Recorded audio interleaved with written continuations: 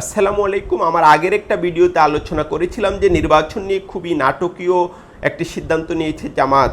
দলটির নীতি নির্ধারকরা এই সিদ্ধান্তে পৌঁছেছেন যে যদি সংস্কার প্রশ্নে বড় ঐক্যমত্য না হয় এবং জুলাই সনদ প্রণীত না হয় তাহলে তারা আগামী নির্বাচনে অংশগ্রহণ করবে না। জামাতের জন্য এটি খুবই কঠিন একটি সিদ্ধান্ত ছিল, কারণ যেটা মনে করা হচ্ছে যে আগামী নির্বাচনে তারা খুবই গুরুত্বপূর্ণ একটি রাজনৈতিক দল এবং আওয়ামী লীগের অনুপস্থিতিতে বিএনপির পরে জামাতকেই বাংলাদেশের সবচেয়ে বড় রাজনৈতিক দল হিসেবে বিবেচনা করা হচ্ছে।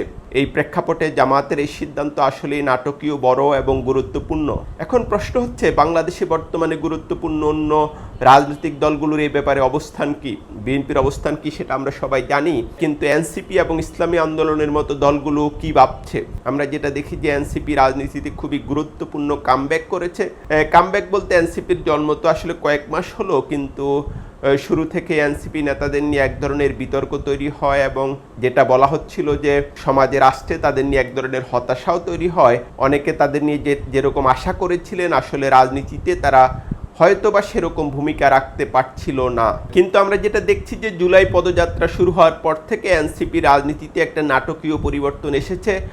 সারা দেশেই তাদের পদযাত্রা, হাজার হাজার মানুষ, বিশেষ করে তরুণীরা জড়ো হচ্ছে এবং রাজনীতিতে নতুন কিছু স্টার দেখছি আমরা। বিশেষ করে নাহিদ ইসলাম, হাসনাত আবদুল্লাহ, সার্জিস আলম, তাসনিম জারার মতো মানুষদের নিয়ে তরুণীদের মধ্যে অনেক উচ্ছ্বাস দেখা যাচ্ছে। স্কুলের শিক্ষার্থীরা নিজ থেকে তাদের কর্মসূচিতে আসছেন, অনেক সন্তান তাদের বাবাকে নিয়ে আসছেন, মাকে নিয়ে আসছেন। বাংলাদেশের রাজনীতিতে এটা একটা নতুন ঘটনা এবং যেটা দেখা যাচ্ছে যে সম্ভবত এনসিপির যে একটা উজ্জ্বল ভবিষ্যৎ বাংলাদেশে রয়েছে তার ইঙ্গিত পাওয়া যাচ্ছে। অন্যদিকে গেল কয়েক বছর ধরে ইসলামী আন্দোলন বাংলাদেশের রাজনীতিতে একটা গুরুত্বপূর্ণ রাজনৈতিক শক্তি এবং জুলাই আন্দোলনে রাজপথে থেকে তারা ভূমিকা রেখেছে।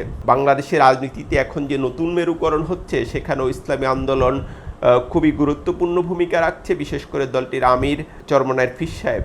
এই প্রেক্ষাপটে আগামী নির্বাচন ঘিরে এনসিপি এবং ইসলামী আন্দোলনের সিদ্ধান্ত আসলে খুবই গুরুত্বপূর্ণ এবং দলগুলোর নেতারা এই ব্যাপারে প্রকাশ্যে এখন পর্যন্ত কোনো সিদ্ধান্ত জানাননি, কিন্তু দল দুটির সূত্র এবং তাদের বক্তব্য বিশ্লেষণ করে এটা বোঝা যায় যে তাদের সিদ্ধান্ত আসলে জামাতের মতোই, বরং কিছু কিছু ক্ষেত্রে তারা জামাতের চেয়েও খুবই কঠোর অবস্থানে রয়েছে। বিশেষত এনসিপি, জুলাই সনদ প্রণীত না হলে এনসিপি নির্বাচনে যাবে না, এটা আসলে অনেকটাই নিশ্চিত। একই অবস্থান ইসলামী আন্দোলনেরও, তারাও এরই মধ্যে কয়েক দফা দাবি উত্থাপন করেছে এবং আমরা যেটা দেখছি যে ইসলামী আন্দোলনের ঢাকায় যে মহাসমাবেশ হয়েছিল সেখানে কয়েক লাখ মানুষ জড়ো হয়েছিল এবং সেখান থেকে বেশ কিছু দাবি উত্থাপন করা হয়েছে। ইসলামী আন্দোলনের সেই মহাসমাবেশে বিএনপি ছাড়া অন্য গুরুত্বপূর্ণ রাজনৈতিক দলের নেতারা অংশ নিয়েছিলেন। এখন যেটা দেখা যাচ্ছে যে ইসলামী আন্দোলন, এনসিপি, জামাত এবং হেফাজতে ইসলামের একটা অংশ। হেফাজতে ইসলাম রাজনৈতিক দল নয়, কিন্তু আমরা যেটা জানি যে হেফাজতের সঙ্গে সংশ্লিষ্ট নেতারা একাধিক রাজনৈতিক দলে সম্পৃক্ত এবং তাদের একটা বড় অংশ আগামী নির্বাচন প্রশ্নে একই অবস্থান, যে সংস্কার হতে হবে, বিশেষ করে গুরুত্বপূর্ণ সাংবিধানিক সংস্কার, এবং জুলাইকে স্বীকৃতি দিতে হবে, জুলাই সনদ প্রণীত হবে এবং এর ভিত্তিতেই নির্বাচন অনুষ্ঠিত হবে। এর কোনো ব্যত্যয় ঘটলে তারা নির্বাচনে অংশ নেবে না এবং তাদের এই কঠোর অবস্থান রাজনৈতিক দলগুলো নিজেদের মধ্যে এ ব্যাপারে আলাপ আলোচনা করেছে এবং তারা এই ব্যাপারে সিদ্ধান্তে পৌঁছেছে।